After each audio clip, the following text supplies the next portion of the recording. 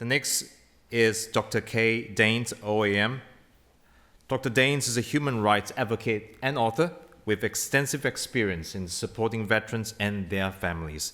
Her work has been instrumental in shaping policy and advocating for mental health support and for those who have served. Thank you. Oh, big shout out to Connie in the United States, and hopefully she'll get down to upstate New York at some point to where all the action is. Lydia, congratulations, and congratulations to the team at Resolute Ready. I've been told to keep it brief. Oh, good luck with that. And came from sunny Brisbane. Apparently it's pouring rain up there. And something happened to my notes, Lydia, so they're on my phone. So here we go. Digital technology. It's what it's all about. As Resolute Ready's International Ambassador, it is such an honour to work alongside yourself, Gwen, other people that are on the team. Well, Susan, you're an absolute legend. And to really make a difference in the world. I believe Resolute Ready is just the tip of the iceberg. And just as the humble beginnings of Mark Zuckerberg and Facebook, which I had to explain to who that was. I believe we're looking at the next Facebook creator. Okay, so see you in Mars, darling. I think that's that other guy. Anyway, today I want to acknowledge Lydia's leadership seriously in establishing these two groundbreaking initiatives. You've heard already about the virtual hub and the education pack. I think the programs represent significant steps forward in serving our community, and what I like most about the virtual hub is that it addresses a critical need in the community. And it would have been wonderful if you'd had your epiphany back in 2021 when I was doing evacuations out of Afghanistan. That would have been most helpful to have the virtual hub, dear. I and my colleagues from the United States, and we're working with other agencies of the United States and elsewhere, coordinating the security and evacuation of thousands of at-risk Afghans, as you know, when Taliban took over Afghanistan.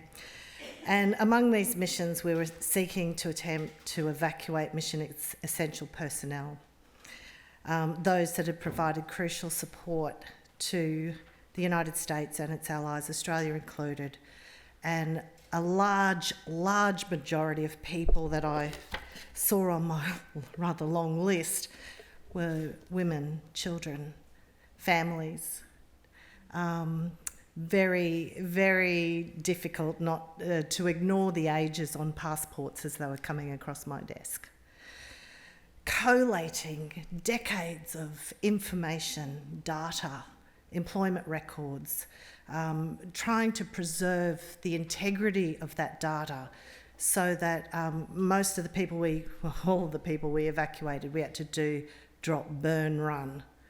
So we had to try and capture all that information and preserve it so that we could pass on to relevant agencies to get those people to safe havens.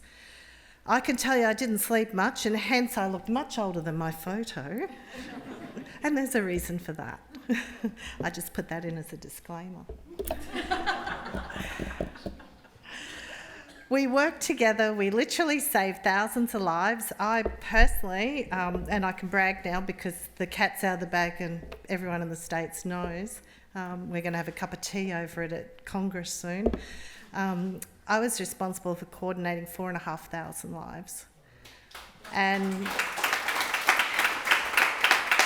I could tell you, I could pretty much, not after the couple of wines I've had, but I could tell you pretty much every person's name on that list, on that database, their family name. So when Home Affairs would come to me and say, Ahmed's third son, second cousin's uncle's name is got a typo in it, which will then throw the whole system, DFAT, Home Affairs, immigration systems out of whack.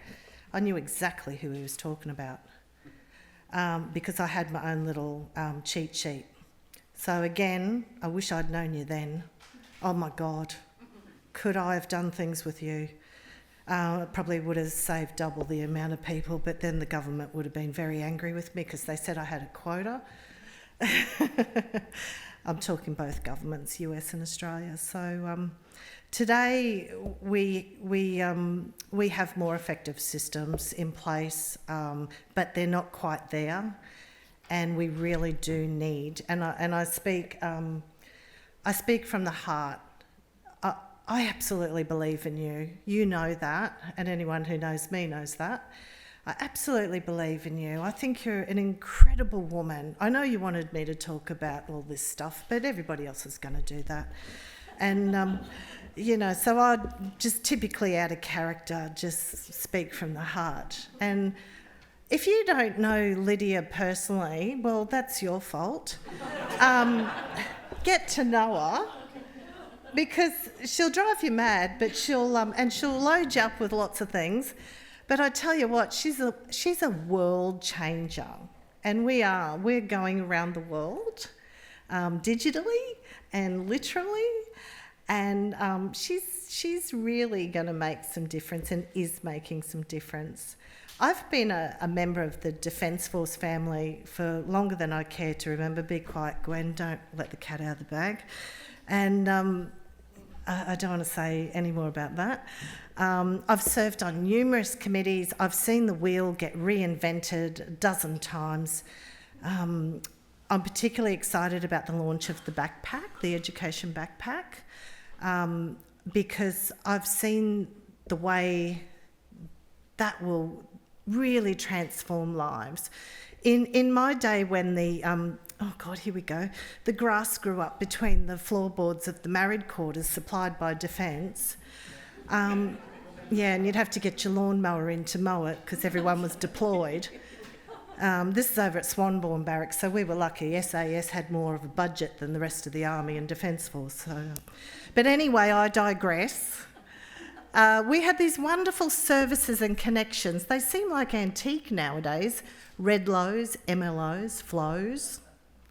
In civilian terms, regional education officers, military and family liaison officers, managed through a great brain trust called DCO, Defence Community Organisation, and they all work together to assist relocations, postings, challenges on posting and transitions. Well, we can throw the bathwater out with the baby now because Lydia's come up with a solution for all that.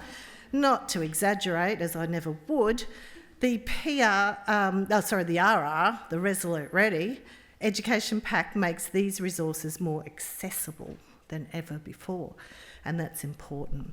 So we live in digitally challenging times. Some of us are just happy to be able to use an iPhone. Others, like myself, are embracing AI. I can't wait to get my own robot. And all that artificial intelligence. And I think that bring on artificial intelligence. It's only going to improve what you're doing now, what the team are doing. Leveraging those technologies, it's a smart move. We shouldn't be afraid. The world's not going to end. The Terminator was just a movie. I know people who are much smarter than the guy that created the Terminator. So I'm sure they'll help us out. And I just want to say thank you to everybody. Thank you for everyone who put on the uniform where we humanitarians didn't. Thank you for the families, especially of all those people that bravely served our nation. You face challenges, unbelievable challenges every day. As a Defence family member, I get that. And I just say that we live in a great country. We're renowned for our Anzac spirit. So as Lydia says, and I'll just quote your last little bit that you said, if I get it right, if I don't, well, edit. Let's collaborate and stand united so that everyone impacted by trauma has an opportunity to thrive. And if you didn't say it, you meant to. And when you asked me to type something profound into your speech, well, I drew a blank. So, Lydia, take a bow, girlfriend. You're amazing. Thank you, everybody.